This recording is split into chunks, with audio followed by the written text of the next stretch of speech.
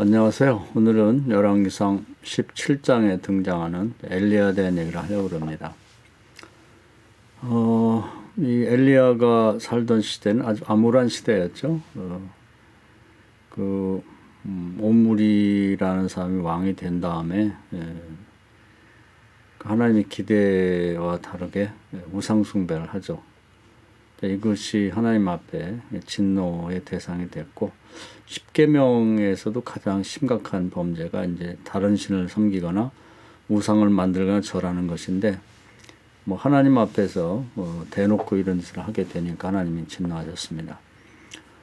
이 우상 숭배의 죄는 자식 3, 4대까지 이르는 이제 연좌제가 적용되는 가장 무서운 벌이 내려지게 되죠. 겉보기에는 세상 역사에 보면 오므리를 다윗 왕에 비견할 만한 큰 업적을 남긴 임금이다 이렇게 됐고, 또 본인이 그냥 한 번 왕을 하고 끝난 게 아니라 그 밑에 아합과 아하시아, 요람 이렇게 4대에 걸쳐 왕을 냈기 때문에 아주 성공한 왕조로 이렇게 기록이 되고 있습니다. 그러나 하나님 나라에서 볼 때, 영적으로 볼 때는 이 3, 4대가 왕이 된 것이 아무런 의미가 없죠. 오므리가 한 일 역시도 그에 대한 기록을 보면 5줄 정도가 기록에 남았죠. 하나님 나라에서는 하찮게 생각했다는 것입니다. 그리고 4대에 걸쳐 왕을 냈지만 결국 그들은 이제 거름더미가 되는 듯이 다 죽어버리고 이제 의미가 없어지는 것입니다. 차라리 왕이 되지 않았더라면 더 좋을 뻔한 그런 결과를 낳게 되는 거죠. 우리는 흔히 시간적으로 봤을 때 그 오므리 때 하나님이 왜 처벌하지 않았나 이렇게 의문을 가질 수도 있지만, 그 시기는 때와 기한은 하나님이 정하시니까 그걸 우리가 시비할 필요는 없는 것이죠. 이 오므리 왕조의 이제 불행은 며느리가 잘못 들어오면서부터 시작이 됩니다. 이제 오므리가 이제 며느리를 얻게 되는데 그 아합 왕을 왕으로 삼으면서 시돈의 왕의 딸인 그런 이제 이세벨이라는 공주를 데려옵니다. 근데 시돈은 아주 그 바알 신을 엄청 섬기는 그런 나라고, 그 시돈의 왕이 자기를 앳바알이다. 앳은 이제 아들이라는 뜻인데 바알의 아들이라 자기를 신격화하면서 철저히 우상숭배하는 나라를 만들죠. 그런 아버지 밑에 자란 이세벨 공주는 거의 제사장 수준이라 볼 정도로 철저히 우상숭배자였는데, 이 여자가 이제 여호와를 믿는 이스라엘, 북이스라엘 오므리 집안에 며느리로 들어오면서 이제 불행이 시작되는 것이죠. 그 저주라고 하는 건 다양한 방법으로 오게 되는데, 이제 이 집안은 이제 이런 방식으로 들어오게 됩니다. 그래서 이 아합 왕이 자기 아버지 뒤를 이어 왕이 되면서 자기 부인에게 설득당해서 나라를 완전히 우상숭배의 나라로 만들고 말죠.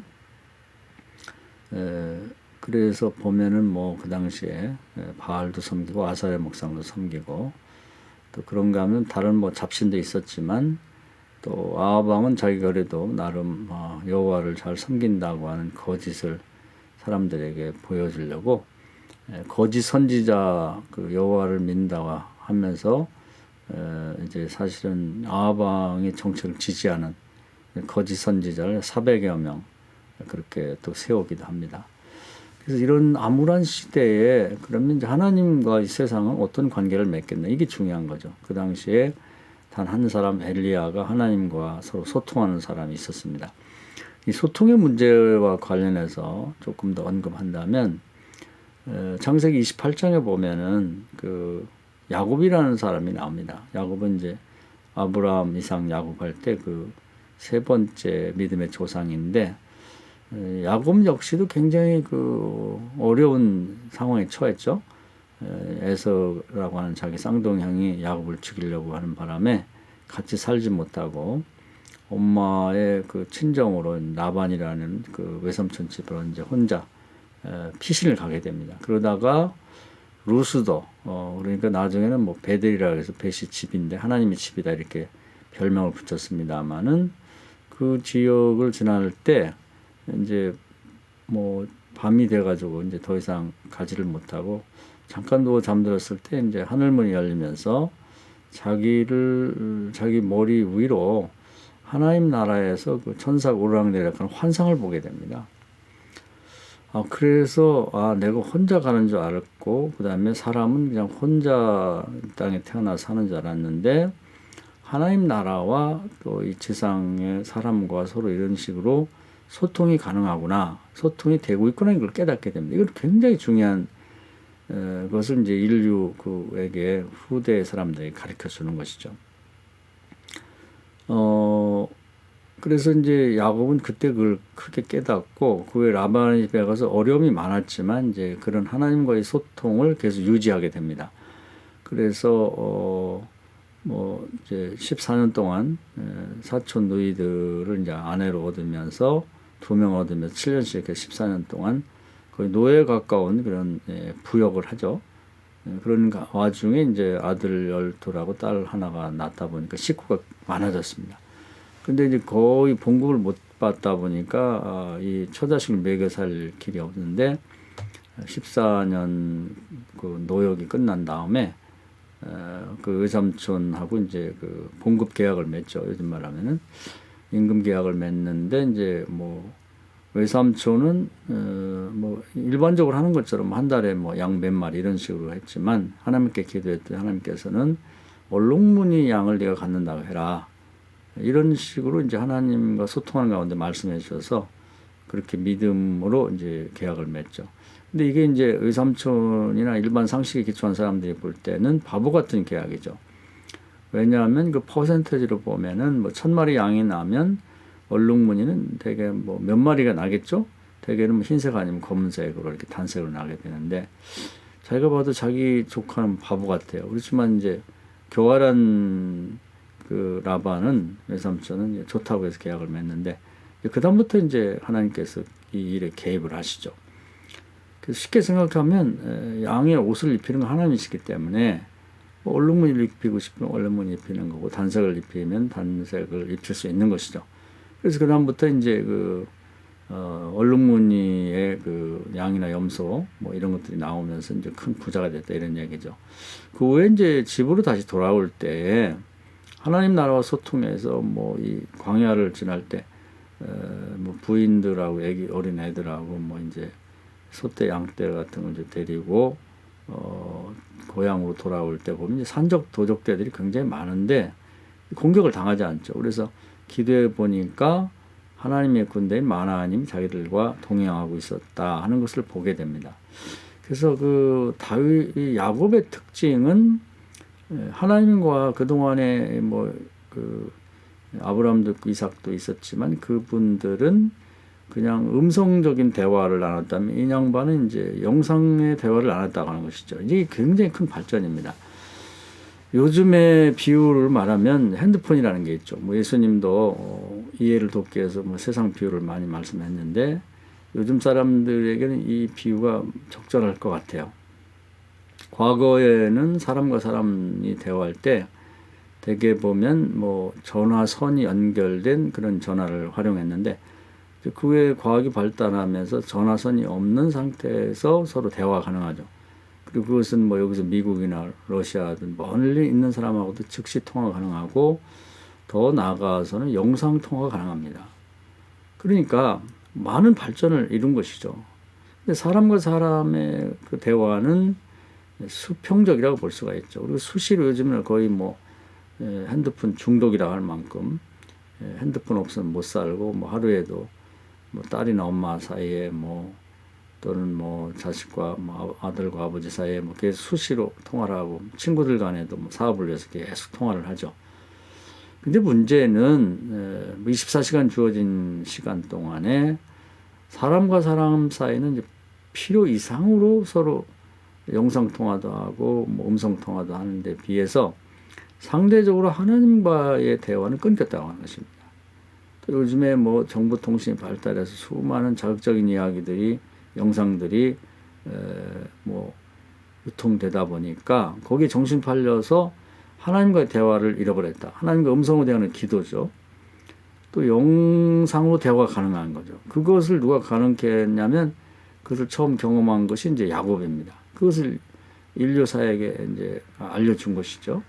하나님과의 소통, 하나님과의 관계, 특히 요즘에 뭐 사람들과는 비대면하라고 마스크까지 뭐 씌우고 결국 이제 하나님과 대면하자는 얘기인데 이제 경건하다는 사람들, 뭐 다니엘 같은 사람 하루에 3번은 하나님과 통화를 했죠. 그것이 기도 3번 한 것이고, 또 사도행전에 오면은 그 사도들도 성령이 소멸된 상태에 오자 정신 바짝 차리고 하나님 말씀을 읽고 그 다음에 하루에 3번 아침, 점심, 저녁 기도하자 이렇게 결정하고 그걸 실천해 나갔습니다.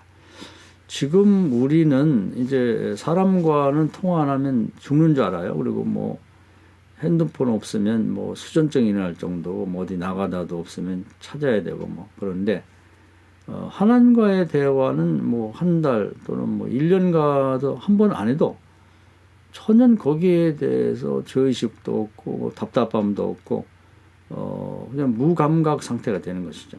이것이 큰 문제라는 겁니다. 그래서 이제 뭐 아합과 이세벨이 지배하는 북이스라엘도 이제 그런 상태가 된 것이죠. 그래서 그 당시로 보면 뭐 인구가 꽤 많았겠죠. 뭐 다윗 시대만 해도 20세에서 50세까지 무기 들고 전쟁에 나가는 군인이 130만 명 했다고 그러니까 뭐 여자들도 그 정도 숫자가 있을 거고 또 20세 미만의 사람들과 50세 이상의 사람들 다 합치면 수백만 명이 있었을 텐데 남쪽을 떼내고 나더라도 북쪽만 따져도 열집하니까 굉장히 많았을 겁니다. 그런데 그 많은 사람들 중에서 신앙을 하나님 믿는 신앙을 유지한 사람이 7천 명 있었고 그러니까 숨어서 신앙생활했고 하나님과 직접 소통이 되는 사람은 엘리야 한 사람이었다는 것이죠. 그만큼 그게 귀하고 드물다는 겁니다. 지금도 뭐 예수 믿는 사람이 많지만 과연 엘리야처럼 하나님과 소통할 수 있는 사람이 있겠는가? 또 더 나아가서 믿음의 조상인 뭐 야곱처럼 하나님과 영상 통화가 가능한 존재가 있겠나? 이게 이제 문제라고 하는 것이죠. 그런 사람은 귀하고 숨겨져 있고 잘 드러나지 않는다. 그러나 이런 사람이 정말 중요한 사람이라는 것입니다. 구약 시대는 뭐 이렇게 엘리야처럼 하나님 특정한 사람만 그것이 가능했지만 지금은 예수님의 모든 사람이 이것이 가능하다. 그렇게 하라는 것이죠. 그 외에 중요한 건 없습니다. 아마 아합 시대에도 보면은 뭐 바알 신을 섬기는 패들이 있었고 뭐 그 사람들이 한 뭐 400명 정도 있었다고 또 아사랴 목상을 섬기는 자들이 뭐 480명 있었다고 그러고 거짓 선자가 400명 있었다고 뭐 이들만 해도 서로 누가 옳다고 뭐 누가 위에 있다고 뭐 세력 경쟁하고 뭐 그런 이론 경쟁이 있었을 겁니다. 또 같은 그런 우상 숭배의 종교나 거짓 선지자 내에서도 뭐 갈등이 있고 뭐 이론 싸움이 있고 그 무슨 의미가 있겠어요. 예수님 당시만 해도 뭐 사두개파 뭐 바리새파 나눠가지고 뭐 부활이 있네 없네 천국이 있네 없네 뭐 이런 거 갖고 싸우고 또 뭐 제사장이라고 그러고 율법학자라고 그러고 서기관이라고 그러고 왕족이라고 하고 뭐 서로 싸웠지만 그들이 그 싸움이 무슨 의미가 있겠냐. 지금도 마찬가지죠. 교단이 나누고 또 뭐 그 안에서 또 파벌이 생기고 신학적인 싸움을 하고 그게 무슨 의미가 있겠냐는. 중요한 건 누가 됐든 간에 하나님과 소통하는 사람이 있느냐 없느냐가 중요하다는 것입니다. 그것은 이제 사도행전에도 와보면 마찬가지인데요. 베드로가 이제 욥바의 그 피정 시몬의 집에 있을 때도 보면 하나님과 소통하죠. 그래서 그 성령이 와서 보자기 환상을 보여주는 거 영상 통하죠. 그렇게 해서 이제 고넬료의 집에 가라는 얘기를 듣는데 고넬료 역시도 사도도 아니고 평범한 사람이었지만 기도하면서 하나님 나라와 소통하죠. 천사가 와서 베드로를 초청하라 이런 얘기를 합니다. 이것이 가장 정상적인 하나님 원하는 신앙생활을 하는 것입니다. 하나 더 예를 들면 16장 사도행 16장에 가보면 바울이 어디로 선교를 해 들어갈지 이제 아시아 지역의 선교를 끝낸 다음에 기도할 때 자기가 결정해 가는 게 아니죠. 하늘과 소통하면서 계속 5번을 기도했는데 영상 통화가 가능했습니다. 마케도니아 사람이 나타나서 우리를 도우라 하나님이 보여준 것이죠. 그래서 그 얘기를 듣고 가서 빌립보 교회를 성공적으로 개척을 하게 됩니다. 근데 이것이 가능하겠냐 하는 것입니다. 우리는 각자 자기에게 주어진 삶이 이제 있을 텐데 그 기간이 얼마쯤 남았는지 모르겠어요. 그러나 앞으로 어떻게 살 것인가는 각자가 한번 깊이 생각할 필요가 있습니다. 지금 같은 신앙생활을 계속 할 것인가, 어느 편에 속해가지고 뭐 쓸데없는 이론 경쟁이나 무슨 파벌 싸움에 휘말려 살 것인가, 아니면 따로 떨어져 나와서 엘리야처럼 하나님과 소통하는 사람이 될 것인가. 하나님이 이제 이 당시에는 뭐 수많은 거짓 선지자나 뭐 이런 사람도 있었지만 다 그들을 무시해버리고 뭐 존재가 없잖아요. 기록도 없고 숨겨져 있지만 엘리야 한 사람하고 소통합니다. 그래서 앞으로 3년 6개월 가뭄이 있을 것이고 그 다음에 기도하면 가뭄을 해소할 거다. 이런 말씀을 주시는 거죠. 그리고 그대로 됩니다. 또 엘리야는 그런 말씀을 들었을 때 말로만 한 게 아니라 정말 지금 그 당시에는 뭐 물이 풍성했지만 앞으로 물이 마를 걸 믿고 그리 시냇가에 가서 이제 머물러 있고 이제 결국은 가뭄이 되는 물이 말라가는 걸 보게 되는 것이죠. 하나님 나라와 소통이 가능하고 더 나아가서는 대화, 말뿐 아니라 영상통화까지 가능한 신앙생활을 하는 것, 이것이 이제 우리가 추구해야 될 바이며, 또 결국 뭐 세상의 인구가 지금도 뭐 7억, 73억이 있다고 그러는데 그 인간이 얼마나 숫자가 많으냐는 관계없습니다. 하나님과 소통이 가능한, 정말 대화가 가능하고 영상통화도 가능한 사람이 몇 명이냐가 중요하다. 그리고 그 시대에 우리는 이런 사람에게 달려있다는 것을 보여주고 있습니다. 우리가 어떤 신앙을 추구해 나갈 것인가, 그것은 이제 이 말씀이 우리에게 답을 주는 것 같습니다. 감사합니다.